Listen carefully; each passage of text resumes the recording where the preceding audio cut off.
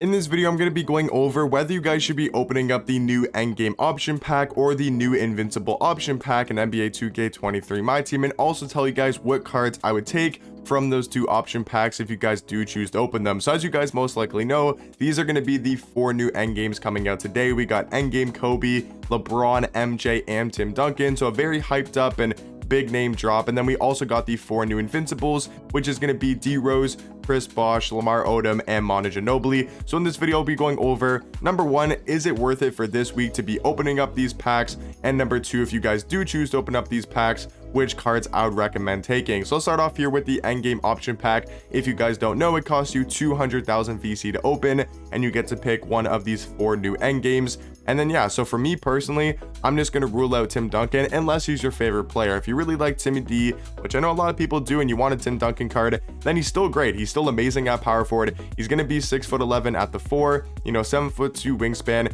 and he's going to be a good power forward. Like for sure, Tim Duncan, he's got the good jump shot. He's got the quick jump shot. He's got great dribble 6, great dunk packages. Like Tim Duncan will be a great power forward and a top tier power forward. I just think for one, the fun aspect is going to be a lot more fun to use a MJ or to use a Kobe card, and I also think they're going to be slightly better. So just going to rule out Tim Duncan for who I would choose. And then between Kobe and MJ, it honestly just comes down to who you like more in real life or what card you want to try out more, because both these cards are going to be identical. 6'6" at point guard, 6'11" wingspan. Their stats are the same, the tendencies are the same, the badges are the same, and the animations are all the exact same. So they're 2 skins of each other. If you want MJ because he's your favorite player, or you really like MJ cards in my team, or the opposite, you like Kobe Bryant a lot, or you really want a Kobe Bryant card in my team, for this one, they're the exact same card. It doesn't, I don't think one's better than the other when it comes to actually how good they are in game.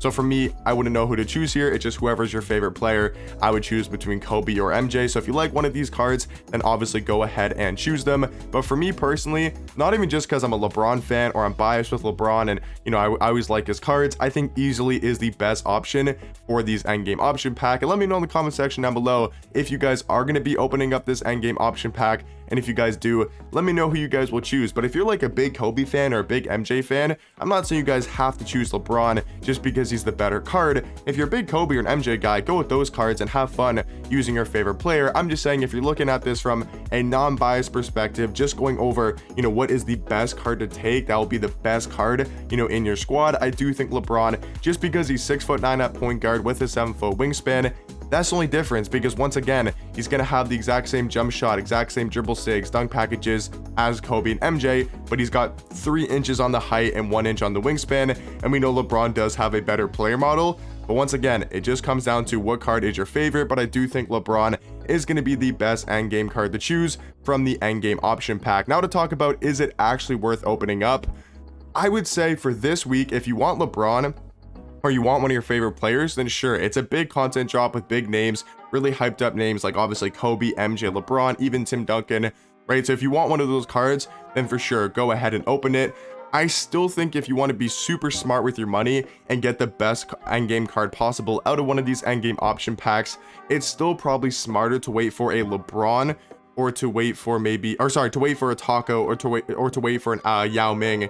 That's what I would say. So Taco Yao is probably going to be the better choice to wait towards, because those are going to be like the actual best cards in the game for the whole year. But this is not a bad drop. Like if you get LeBron at point guard, LeBron will most likely be a top 3 point guard for pretty much the rest of the year. We'll most likely get an endgame Ben Simmons or an endgame Jokic, and those cards will be better just because of their size, right? Being 6'11" at the 1. But I think LeBron, unless they give us like a point guard Giannis, which they might, I think LeBron will be like a top 3 to 5 point guard for the rest of the year, and he'll probably be one of the best for a while unless we get like a Ben Simmons or Jokic the next drop. So if you want to take endgame LeBron, I do think it can be worth it, and these are also really fun cards in this endgame option pack, so I think it's somewhat worth it, a lot more than it's been the past couple of weeks. I'm a like 50-50 if you guys should be opening up, so I'd say, it really depends on your situation and what you want to do. So for me personally, with the endgame option pack, I would take LeBron if we're talking about it from a non-biased perspective. Now to talk about these 4 new Invincibles, I'm just going to go ahead and say it. If you want to open up this pack, which I probably wouldn't recommend because you can just buy the cards on the auction house for super cheap, just go ahead and take Lamar Odom. He's going to be a 6'10" point guard, 6'11" wingspan. Even though I'm not as hyped on this card as some people are, like, I think he's really good, the second best card in the set. I'm just not thinking he's like, oh, the best point guard in my team are better than LeBron. I still think he's amazing, second best point guard in the game, and he would easily be the best choice to take from the Invincible option pack.